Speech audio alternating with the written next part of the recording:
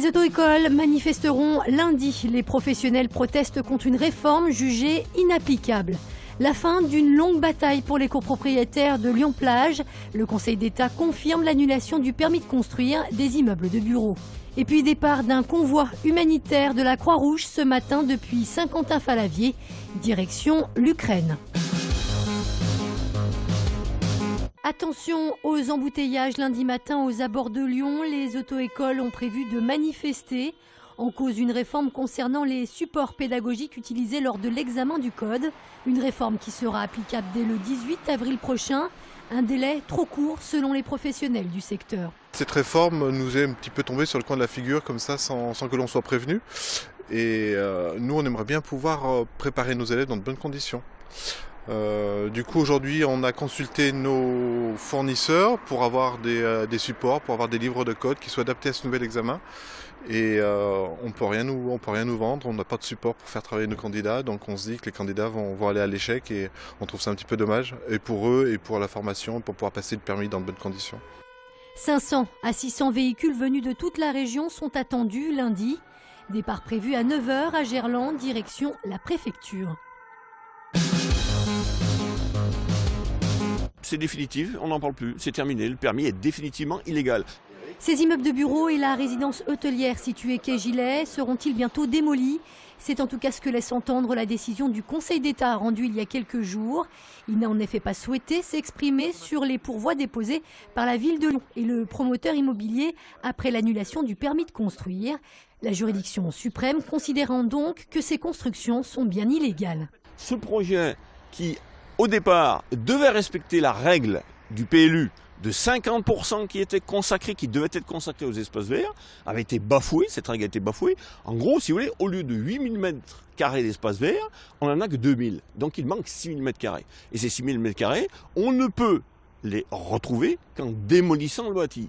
Pour les copropriétaires de la résidence Lyon-Plage, c'est donc la fin d'une longue bataille qui aura duré près de 6 ans.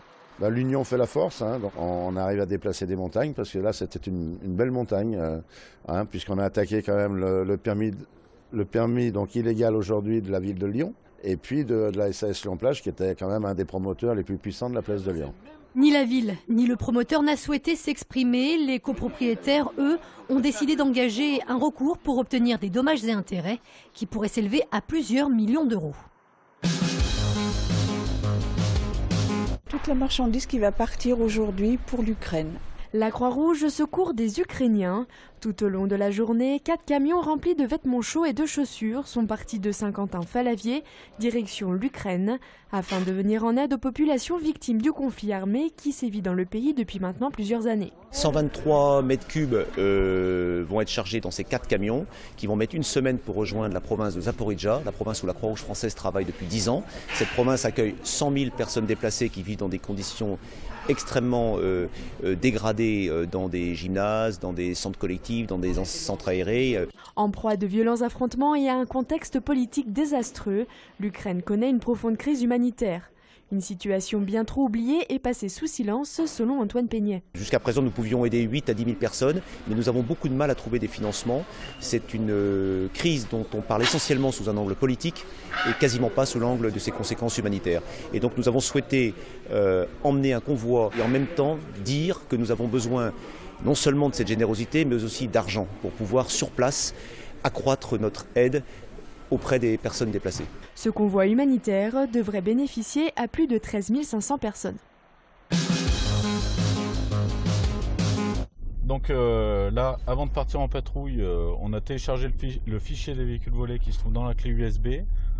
On l'a intégré donc à l'intérieur de la machine. Là, on est prêt à partir et le véhicule va faire son travail. Contrôle de police cet après-midi dans les rues de Lyon. La cible, les voitures volées. Ce véhicule est bien particulier. Il est équipé de 6 caméras embarquées et il scanne en masse les plaques d'immatriculation. Donc vous avez une caméra à chaque angle, une devant, en sachant que celles qui détectent les plaques sont celles sur les côtés.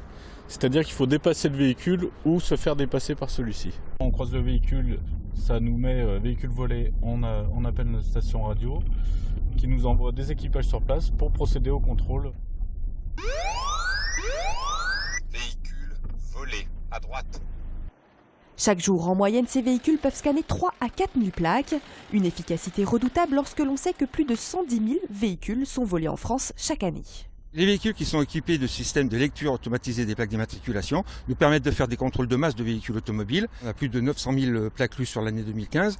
On a eu 245 rapprochements positifs.